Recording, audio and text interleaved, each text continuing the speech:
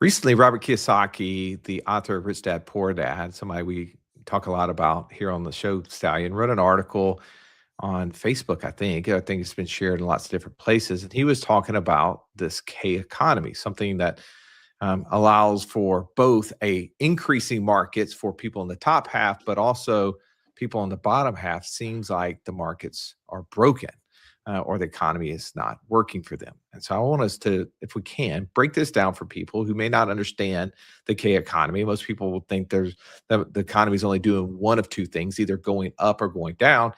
I would even say that it's probably doing three things. It is going up or going down or staying the same, flat for those, which is interesting because you've heard Robert Kiyosaki talk about the coin. He says there's three sides to the coin, right? Yep. Heads, tails, and the side. Heads, tails, and the side. And so I think there's a part to that. But I want to focus on the ups and the downs. So let's break this down for people who may be trying to figure out which side of it they're on. Maybe they're experiencing a lot of prosperity. They've seen a lot of growth in the things that they own, or they're on the opposite side and they feel like the belt is being constantly tightened, or they see their children struggling, and there's probably reasons behind that that they haven't even considered.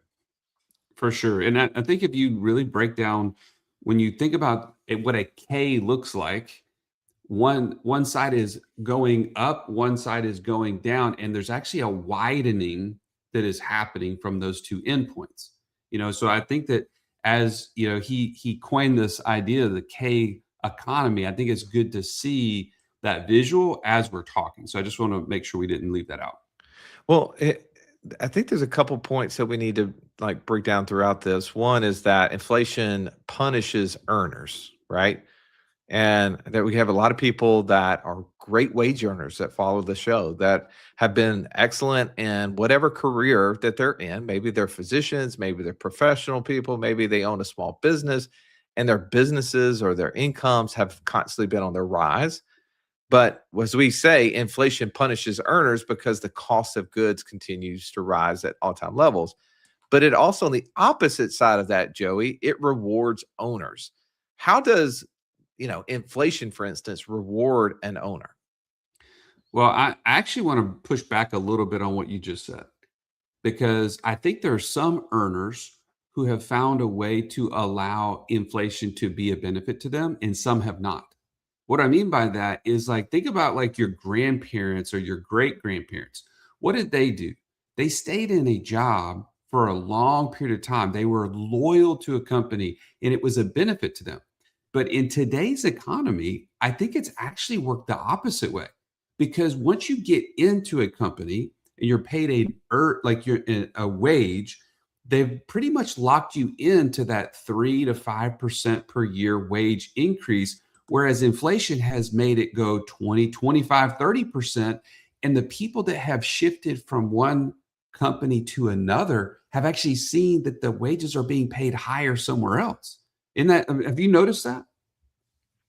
That's an interesting point. I haven't thought about that. So you're saying the person who's not been the loyalist, the person who's actually been looking for other jobs. I mean, let's take Lane Kiffin, right? I mean, he's obviously in the news right now. The coach that was at Ole Miss is now at LSU, and he's a prominent figure. He's had a number of head coaching roles or coordinator roles over the last 10 to 15 years, and he's been looking around the corner. You're saying that the person looking and trying to find opportunities at other places has actually been able to outrun inflation as compared to the person who stayed there. They've not seen the gradual increases to keep up with the rapid inflation. Right.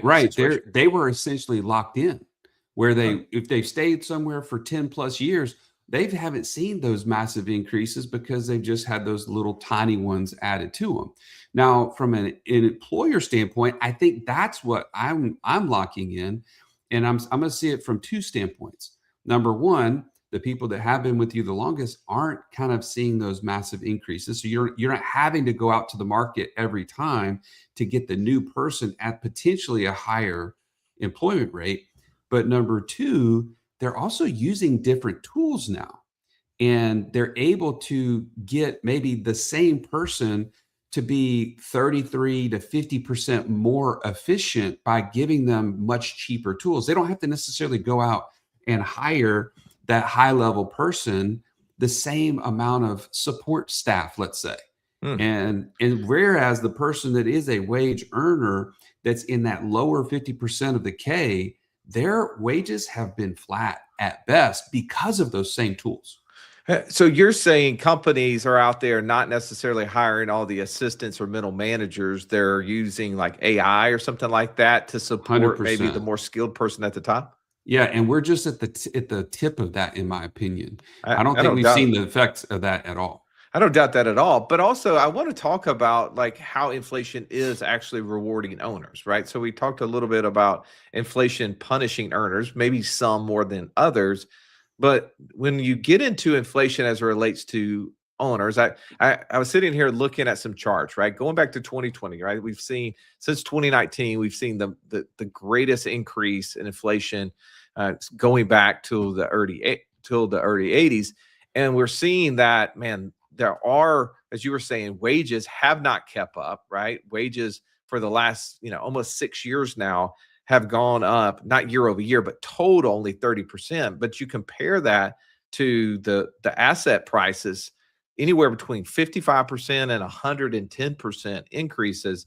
So people who are owning assets are seeing those assets continue to rise. And now they're able, like you said, they're seeing the cost of goods. You go out to eat, like there's no way you go out to eat and you don't spend more than $100, right? Unless you're going to a fast food chain. There's no option for that, especially with Right. a family of 4, 6, 7, however many you got. We know that. But also when you see the account balances, you see the assets that you own have continued to massively increase. You don't feel that pain. So what other areas are you seeing inflation help asset owners? And I think that that's the point maybe we want to break down here, is that the pain being felt is not by the people who are holding up the markets. It is the people at the on the opposite side. Right. And the people that are holding up the markets are those people who are seeking to own. They're seeking to buy assets like not just businesses, which I think was my initial thought when you brought this up. It's also the real assets like real estate itself, the actual properties, because guess what? They're getting the benefit of the tenants that are in those properties continue to pay higher and higher rents where they have locked in, they've used debt to their benefit in many cases, locked in an interest rate that was 5% or less over the last 5 or 6 years. And yet everything continues to rise, both the value of the asset and the tenant's rent along the way. The same is true with your business right now. If you own a business, your business is gaining more and more value in the marketplace because of those same factors. Well, you mentioned debt. I want to bring this out because there's a lot of people, especially that listen to financial podcasts, that tend to align with the debt freedom movement, right? Dave Ramsey, big, obviously, in the debt freedom movement. And I think one of the biggest mistakes that people make inside of the financial world is they associate debt freedom and financial freedom. And people, probably the worst thing you can do in an inflationary time frame like we're in is start paying off debt. And you're like, well, why that doesn't seem to make sense. Like money is scarce. I need access to more money. But that's exactly my point. When you take Exactly. money and you use it to pay off debt, the money is no longer available to you. But also, you said something very interesting that most people forget.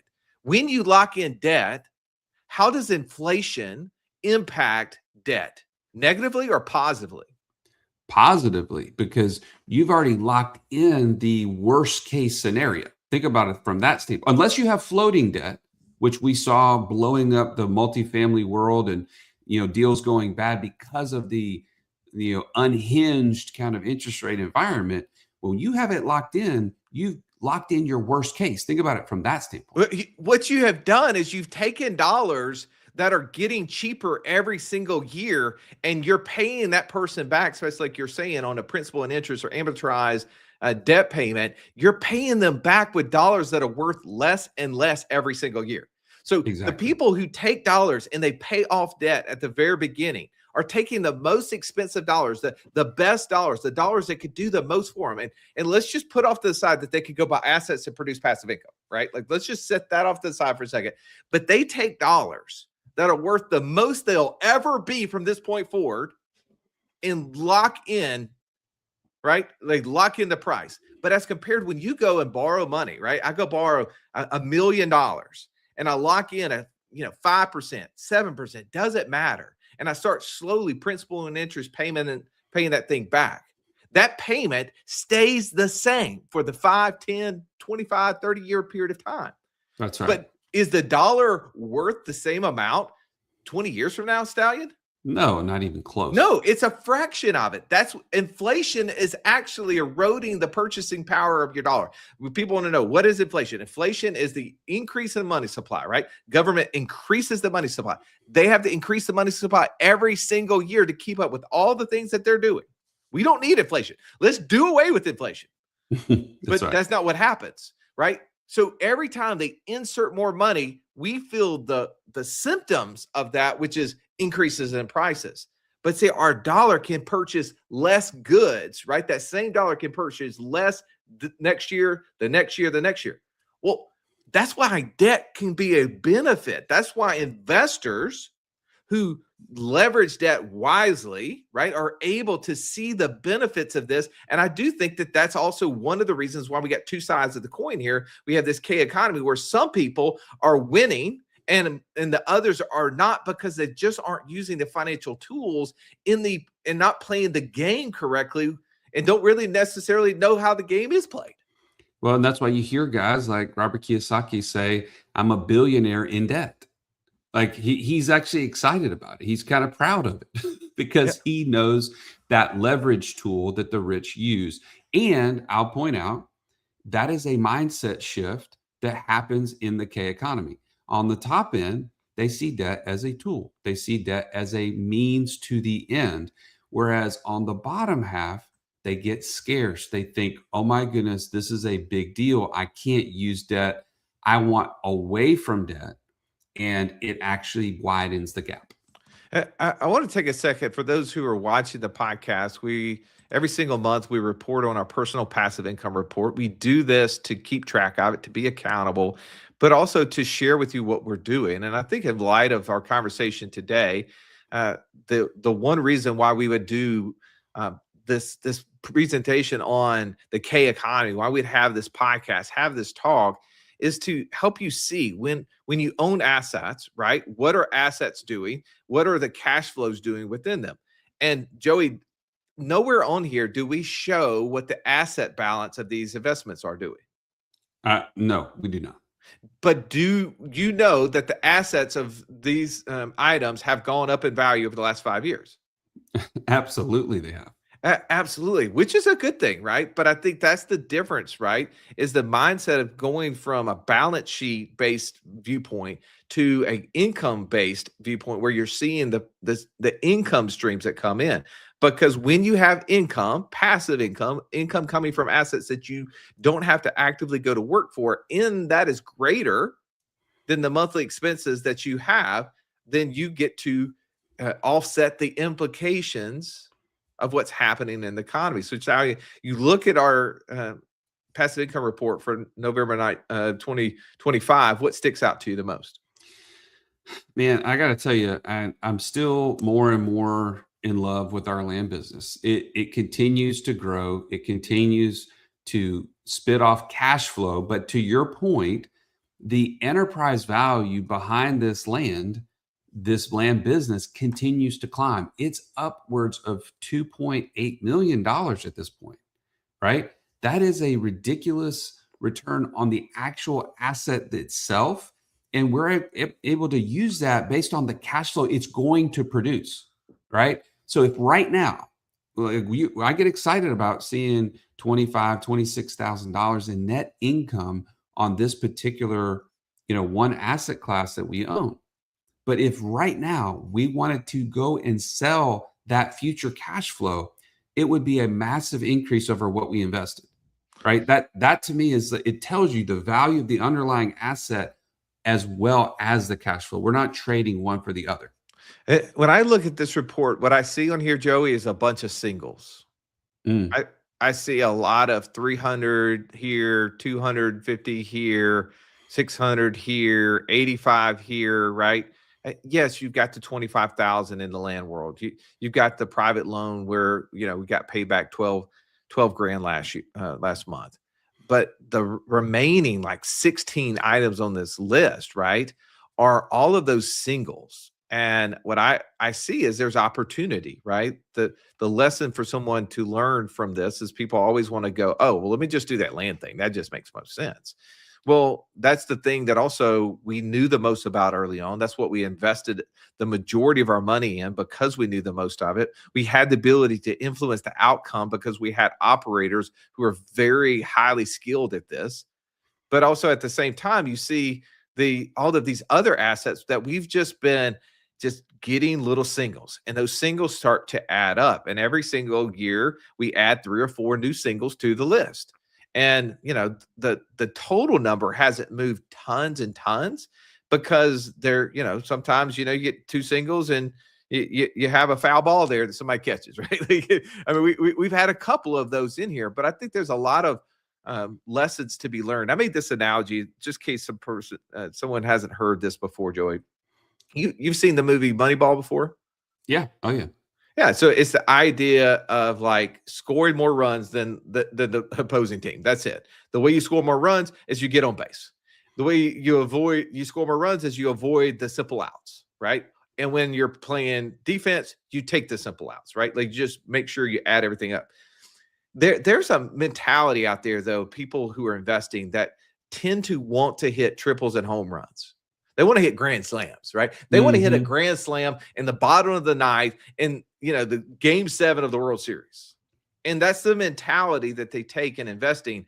And I think there is a flawed approach there because the person who is swinging for the fences, the other outcome of that, Joey, is what? Strikeout. Striking out. Now, an out is an out, right? In a baseball game, there's 27 outs. An out is an out. You might hit a 150-mile-an-hour line drive to the center fielder who catches it for an out. They're equally an out, correct? That's right. But think about the mentality of the person who hits a 150-mile-an-hour stinger, 150 maybe off the 120-mile-an-hour stinger, right? That's caught. That person is frustrated, but they're going to the dugout with the mentality of like, dude, I was all over that pitch, right? But the person who just swung at 3 pitches and struck out is in their head and they're thinking, oh my goodness.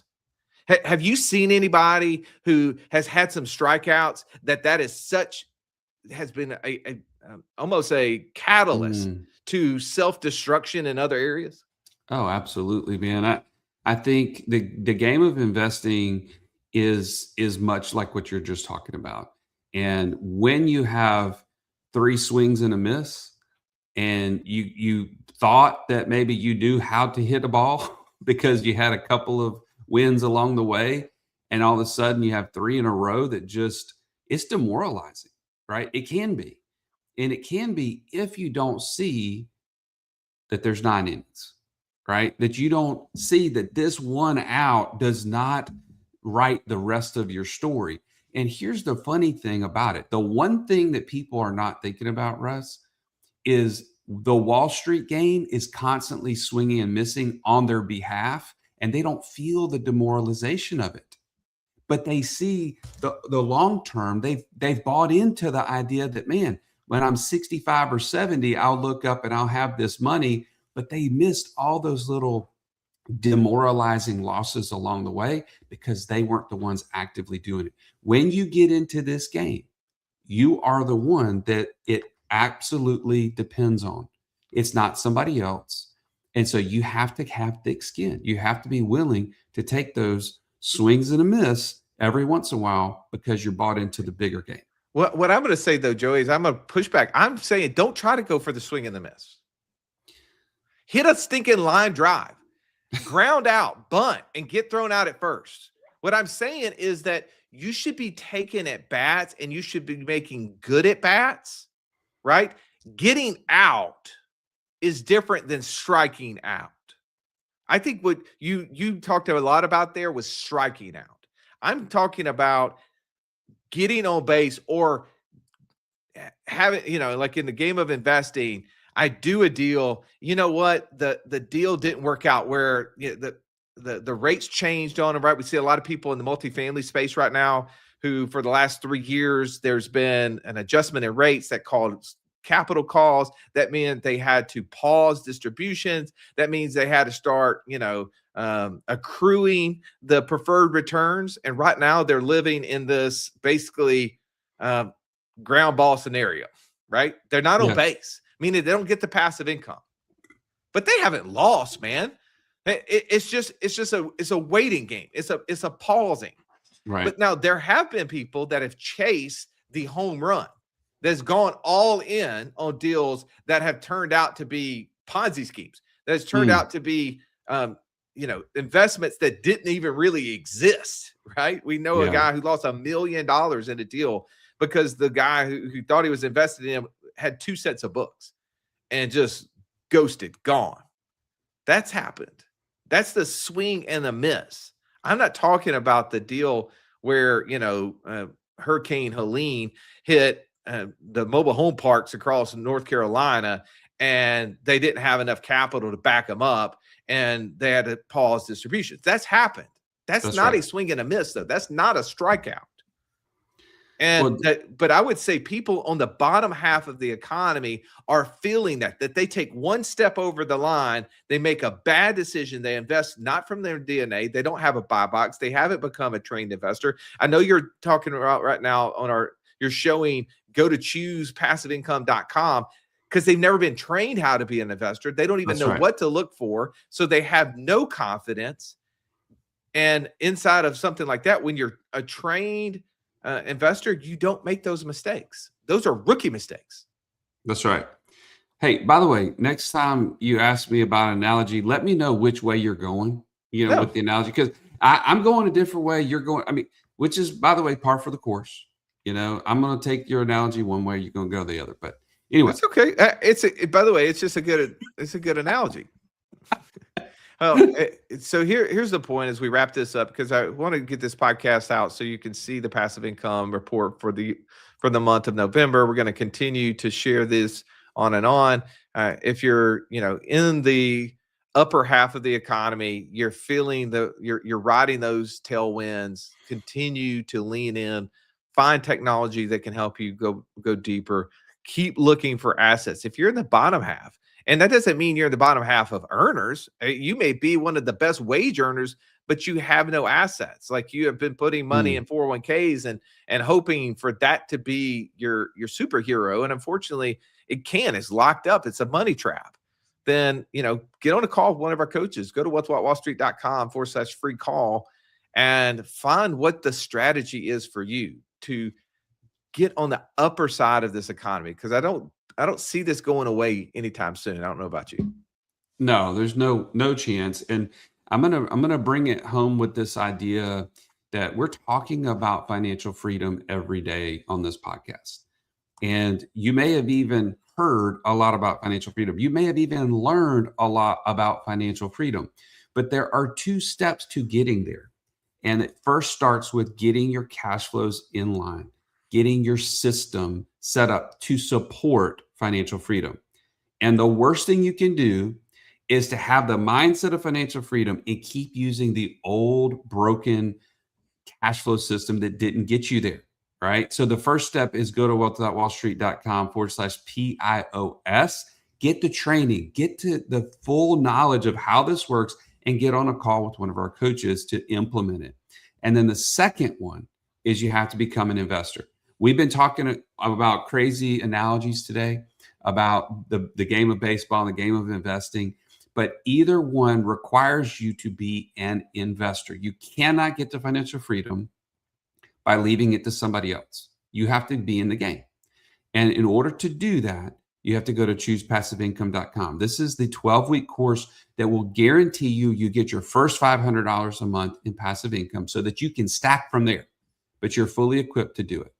And this is for the people that want to get on the upper end of the K economy, as Russ and I have been breaking down today. Thank you to Robert Kiyosaki for breaking this down for us, and then for us to be able to then apply it to you and our audience. So I'm grateful that we were able to do this today.